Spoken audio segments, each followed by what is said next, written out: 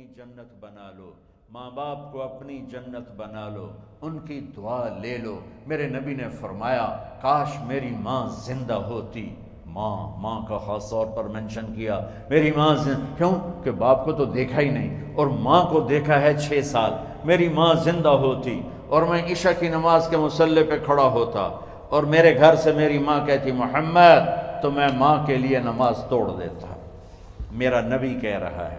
اور جب آپ حج پہ تشریف لے گئے اور ابوا کے میدان سے گزرے جہاں میرے نبی کی والدہ کا انتقال ہوا تھا، اس بات کو 57 سال گزر چکے ہیں۔ 6 برس کی عمر میں مدینہ سے نکلے 3 افراد، میرے نبی کی ماں، میرے نبی کے والد کی باندی ام ایمن، وہ بھی ماں ہیں، انہوں نے بھی دودھ پلایا تھا میرے نبی کو۔ 2 مائیں ہیں، ایک دودھ پلانے والی، ایک پیدا کرنے والی، اور ایک میرے نبی ہیں۔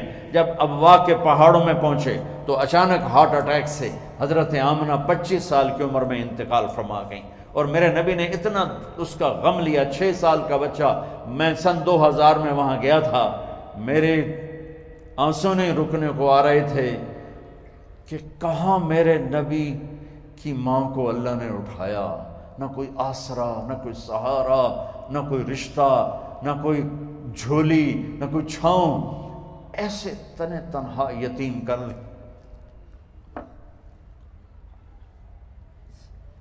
جب ان کو پتھروں میں دبا کے نیچے اترے، ام ایمن کو سے ہاتھ چھڑا کر بھاگے اور اوپر پہاڑی پہ چڑھ گئے۔ جب ام ایمن پیچھے گئیں تو ام ایمن نے کیا دیکھا کہ ابوا کے پہاڑ بھی رو رہے ہوں گے، آپ ماں کی قبر کو چمٹ کے ایسے اوپر لیٹے ہوئے تھے، قبر کو پکڑا ہوا تھا، اوپر لیٹے ہوئے تھے۔ جب ام ایمن قریب آئیں تو سنا آپ کہہ رہے تھے اماں جی، آپ کو تو پتہ تھا آپ کے سوا میرا کوئی نہ تھا، آپ مجھے چھوڑ کے کہاں چلی گئی، کیوں چلی گئی؟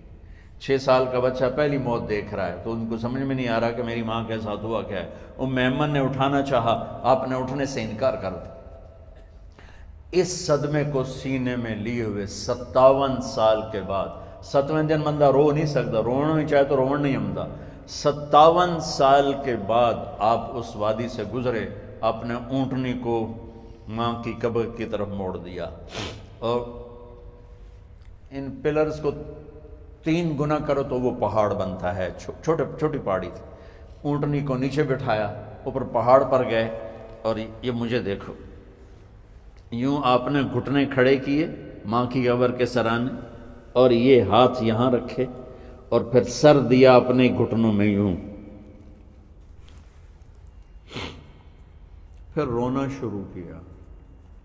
اتنا روئے، اپریل کا مہینہ تھا، دھوپ سر پہ پڑ رہی تھی، ہم تو ٹھنڈی دھوپ میں بیٹھے ہیں، شدید دھوپ میں بیٹھے تھے، اور اس کنڈیشن میں یہ بچوں کا سٹائل ہوتا ہے جب لمبا رونا ہو تو وہ یوں بیٹھتے ہیں سر اندر دے کر۔ اتنا روئے کہ آپ کی داڑھی ساری آنسوں سے بھر گئی، سینہ تر ہو گیا، احرام تر ہو گیا، اور کئی گھنٹے بیٹھ کے روتے رہے۔ 2 جہان کے سردار ہو کر تمنا کر رہے ہیں کاش اماں تو زندہ ہوتی، تو مجھے کہتی محمد میں تیرے لیے نماز توڑ دیتا۔ اور میرے نبی نے، یہ بچیاں غور سے سنو، میرے نبی سے پوچھا گیا یا رسول اللہ قیامت کب آئے گی؟ آپ نے فرمایا یہ تو اللہ کو پتہ ہے۔ نے کہا یا رسول اللہ کوئی نشانی بتا دیں؟ تو آپ نے فرمایا جب بچیاں ماؤں کو ذلیل کریں گی تو قیامت آ جائے۔ جب بیٹیاں ماؤں کے ساتھ بدتمیزی کریں گی اور ماؤں کو ذلیل کریں گی تو قیامت آ جائے گی۔ ایک ماں بیٹی کو میں بھول نہیں سکتا، ماں کے موٹے موٹے آنسو گر رہے تھے، اور بیٹی ماں سے کہہ رہی تھی بھوک نہیں، ہماری اپنی پنجابی زبان، بھوک نہیں، اوئے ہوئے ہوئے ہوئے، یہ تو ہم نوکر کو کہتے ہوئے ڈرتے ہیں، وہ ماں سے کہہ رہی تھی بھوک نہیں، یعنی بکواس نہ کر، روا کے چپ، صرف آنسو اس کے گر رہے تھے ایسے۔ شاید وہ یاد کر رہی تھی کہ 9 مہینے کیسے اس کو میں نے پیٹ میں پالا، جنتے ہوئے کتنی تکلیفوں سے گزری، اور اس کو دودھ پلاتے ہوئے کتنی راتیں میں نے کاٹ کاٹ کے گزاری، اور اس کے پیشاب دھوتے ہوئے کتنی دفعہ میں سردی میں ٹھٹھری، اور آج جو مجھے کہہ رہی ہے بھوک نہیں۔ اس لیے میرے نبی نے فرمایا جس نے ماں باپ کو دکھ دیا، سنو غور سے بچوں سارے سنو، جس نے ماں باپ کو دکھ دیا اس پہ اللہ کی لعنت، اس پہ فرشتوں کی لعنت، اس پہ زمین آسمان کی لعنت، نہ ان کی نماز قبول ہے، نہ روزہ قبول ہے، نہ صدقہ قبول ہے۔ میرے نبی کی زندگی کا دوسرا روپ حقوق العباد، نماز حقوق اللہ میں آ جاتی ہے، میں حقوق العباد کی تھوڑی سی وضاحت کر رہا ہوں۔ ماں باپ زندہ ہیں تو دعا لینا۔ والدین سے کہتا ہوں بچوں کو عزت دو، جہاں اولاد ماں باپ کے حقوق ہیں وہاں اولاد کے حقوق ہیں، اولاد کو عزت دو، اولاد کو عزت دو، اولاد کو عزت دو۔ بہت سی اولاد کی نافرمانی کا ذریعہ ماں باپ بن رہے ہیں، سختی کر کے، زبردستی کر کے اور ٹھونس کر چیزیں نوکروں کی طرح سلوک کر کے۔ میرے نبی کے گھر میں جب بیٹی فاطمہ ملنے کے لیے آتی تھیں تو میرے نبی بیٹھے نہیں رہتے تھے، یا اب چیئر پہ بیٹھے ہوئے بی بی فاطمہ آ گئی، اب زمین پہ بیٹھے ہوئے ہیں بیٹی آ گئی، اب چارپائی پہ لیٹے ہوئے ہیں بیٹی آ گئی۔ میرے نبی کیا کرتے تھے؟ کھڑے ہو جاتے تھے، کھڑے ہو جاتے، ایک دم کھڑے ہو جاتے تھے، اور پھر کھڑے نہیں رہتے تھے، تیزی سے آگے بڑھتے تھے اور حضرت فاطمہ کا ہاتھ پکڑ لیتے۔ یہ والدین غور سے سنو، حضرت فاطمہ کا ہاتھ پکڑ لیتے تھے اور ہاتھ پکڑ کے مجھے دیکھو یوں بوسہ لیتے تھے، بیٹی کا بوسہ لیتے تھے، پھر ہاتھ چھوڑتے نہیں تھے، ہاتھ پکڑے پکڑے لاتے لاتے لاتے ان کو چارپائی پر پہلے بٹھاتے تھے پھر خود بیٹھتے تھے۔ یہ باپ اور رسول ہو کر بیٹی کو یہ عزت دیتے تھے۔ پھر وہ جنت کی عورتوں کی سردار بنی، پھر وہ جنت کے سرداروں کی ماں بنی، پھر وہ اللہ کے شیر کی زوجہ بنی۔ تو والدین سے کہتا ہوں کہ اپنے بچوں کو عزت دو، عزت دو، عزت دو، عزت دو۔ پھر آپ سے زندگی کے بڑے فیصلے ہیں شادی۔ اب لوگ اکٹھے پڑھتے ہو لڑکے لڑکیاں، اپنی شادی کے فیصلے خود نہ کرو، اپنے ماں باپ کے حوالے کرو۔ اس میں شرافت بھی ہے، اس میں برکت بھی ہے، اس میں رحمت بھی ہے، اور اس میں والدین کی دعائیں بھی ہیں۔ کورٹ میرج کو ہوا نہ دو، boy friend girl friend culture ہمارا نہیں ہے۔ میرے نبی کے طریقے میں مرد اور عورت کا صرف نکاح سے تعلق ہے، اس کے علاوہ سب جہنم کی آگ ہے۔ اور والدین سے کہتا ہوں کہ اپنے بچوں سے پوچھ کے رشتے کرو، زبردستی مت کرو۔ میرا معاشرہ بہت سنگین قسم کے جرم کا شکار ہے، بچوں پہ مسلط کر دیتے ہیں، ایتھے ہی کرنی ہے، ایسے جٹائیں چی کرنی ہے، بٹائیں چی کرنی ہے، پتہ نہیں آئے کتوں جٹ بٹ۔ چلو تم ناراض نہ ہو، راجپوتائیں چی کرنی، میں راجپوت ہوں، میں اپنی قوم کو بھی رگڑ دیتا ہوں، راجپوتائیں چی کرنی، اگاں کرنی ہی کوئی نہیں۔ یہ ظلم و ستم اولاد پہ مت کرو، اپنی بچی سے پوچھو، اگر بیٹی ہاں کرے تو پھر قدم اٹھاؤ، اگر بیٹی کہہ دے میں نہیں کرنا چاہتی تو وہ نافرمان نہیں ہے۔ اللہ کے واسطے میری سنو، صرف تم نہیں سن رہے ہو، اس کیمرے سے لاکھوں کروڑوں لوگ سن رہے ہیں۔ اگر بیٹا یوں کہہ دے کہ ابا میں نے یہاں شادی نہیں کرنی، میرا جی نہیں چاہتا ہے، تو وہ بیٹا نافرمان نہیں ہے، فرما بردار ہے، اس نے شریعت کا حق استعمال کیا ہے۔ اب ایسا ظلم مت کرو کہ نہیں اتھے ہی کرنی ہے، اتھے گھروں نکل جا۔ زندگی تم نے تو نہیں گزارنی، زندگی تو بچے نے گزارنی۔ میں قربان جاؤں، ایک حدیث سنو پہلے پھر اگلی بات سناتا ہوں۔ ما تزوجت وما زوجت الا بوحی من السماء نزل به جبریل۔ لوگو سنو، میں نے جہاں شادی کی، میں نے جہاں بیٹی کی شادی کی، پہلے آسمان سے جبریل فرشتہ اللہ کا حکم لے کر آیا، پھر میں نے قدم اٹھایا۔ سمجھ گئے میری یہ بات؟ سمجھ گئے سارے؟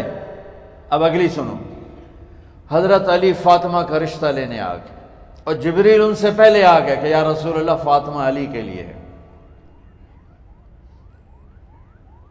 باپ محمد مصطفیٰ جیسا ہے، رشتہ مانگنے والا علی جیسا ہے، اور بیٹی فاطمہ جیسی ہے۔ اور آپ پوچھتے ہیں علی کیسے آئے؟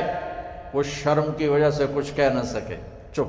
آپ کو تو پتا تھا، آپ نے فرمایا فاطمہ کے رشتے کے لیے آئے ہو؟ کہا جی۔ تو جبریل تنال بیٹھا ہوا ہے کہ یا رسول اللہ اتھے ہی کرنا ہے۔ آپ نے ہاں نہیں کی، آپ نے کہا انشاءاللہ، اور یہ کہہ کر اٹھ گئے۔ انشاءاللہ نبی کا ہاں ہی ہوتا ہے، لیکن جبریل کے آنے کے باوجود اور اللہ کے کہنے کے باوجود میرے نبی کو بھی پتہ ہے کہ یہ رشتہ یہاں کاتب تقدیر نے لکھ دیا ہے، لیکن امت کو سبق سکھانے کے لیے آپ گھر تشریف لے گئے۔ بیٹی فاطمہ کہ جی یا رسول اللہ، کہا علی کا رشتہ آیا ہے، میں ہاں کر دوں؟ سبحان اللہ۔ میں اپنے دیہاتی بچیوں پہ مجھے رونا آ گیا کہ جنہیں پتہ ہی نہیں ہوتا سانو کہیں نال بندے پہ جانور ہے یا انسان ہے۔ علی جیسا داماد، چلو علی کو چھوڑو، فاطمہ کو چھوڑو، جبریل آیا بیٹھا ہے، جبریل آیا بیٹھا ہے۔ اس کے بعد فاطمہ سے پوچھنے کی کیا بات ہے؟ جبریل آ کر کہہ رہا ہے یا رسول اللہ، اللہ کہہ رہا ہے فاطمہ علی کے لیے ہے اور علی فاطمہ کے لیے ہے، اور پھر آپ کہتے ہیں بیٹی فاطمہ ہاں کر دو۔ ہماری تو آج کی بیٹیاں انکار نہیں کرتی، چپ کر کے گاں ماج طرح بن چھڑ دین کلے نال۔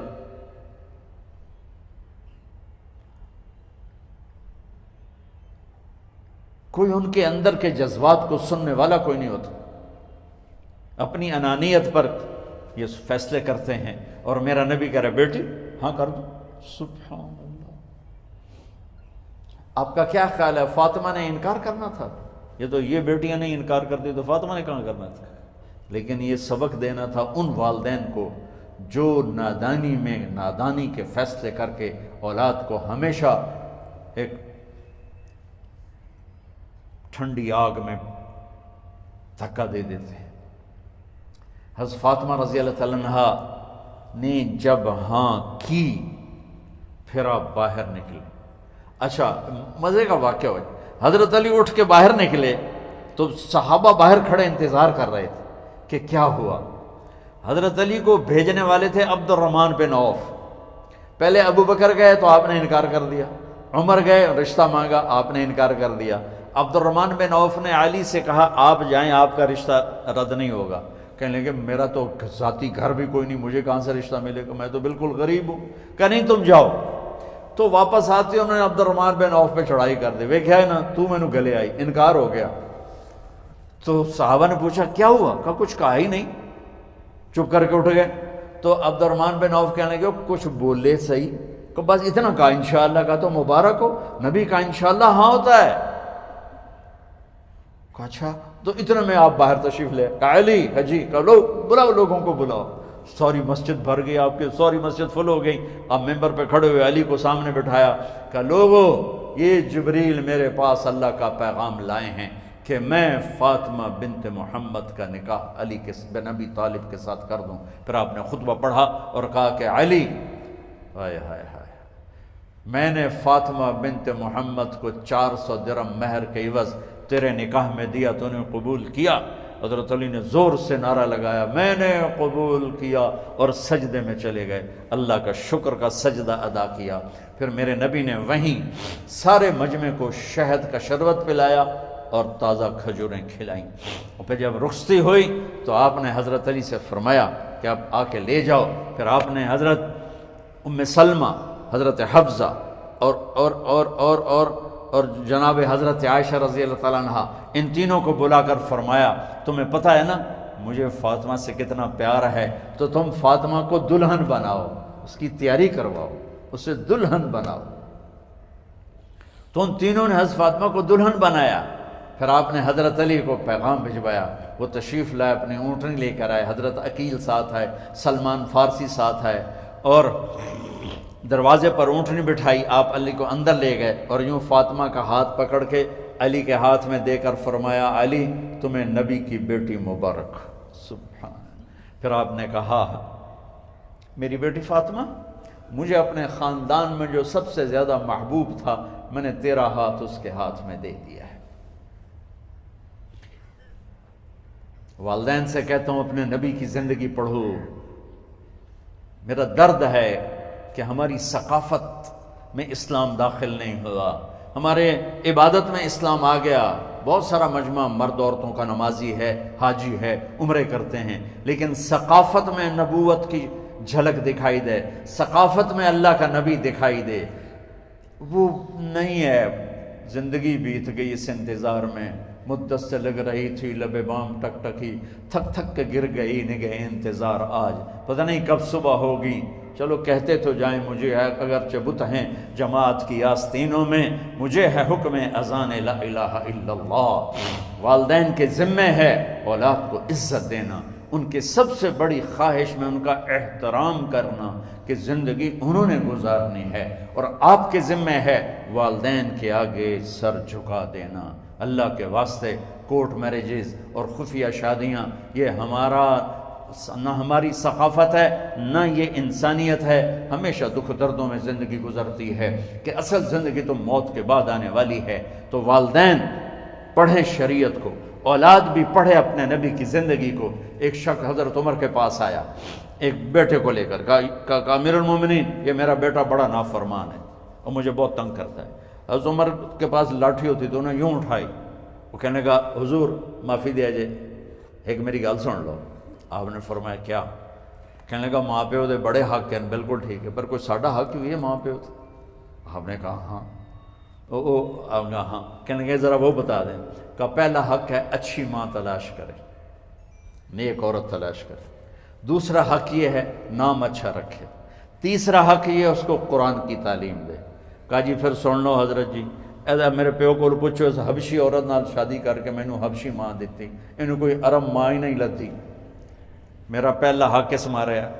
دوسرا سن لو، اس نے میرا نام جولان رکھا ہے، جولان گندگی کے کیڑے کو کہتے کہ اس نے میرا نام جولان رکھا ہے۔ اور تری سن لو، اس آج تے میں نے قرآن دی شکل نہیں دکھائی۔